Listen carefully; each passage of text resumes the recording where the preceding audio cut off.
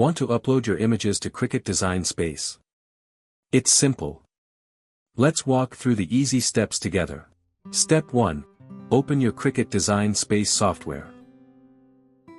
Step 2. Click on Canvas. Step 3. Select Upload from the left panel. Step 4. On the next page, click on Upload Image. Step 5. Press the Browse button and select the image you want to upload. Step 6. Click on Open. Step 7. Once your image is added, select the image type according to your preference. Step 8. After selecting the image type, press the Continue button. Step 9. On the Background Remover screen, you can either remove the background if needed or simply click on Apply and Continue to proceed. Step 10. Select either Cut Image to cut your image or Print then Cut Image to print your image.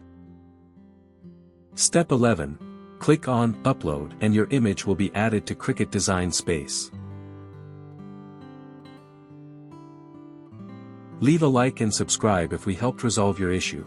Drop a comment below for more such videos and DIY ideas. Or visit us at www.mannymaker.com or call us at 1-786-866-5932, 44-203-983-0480.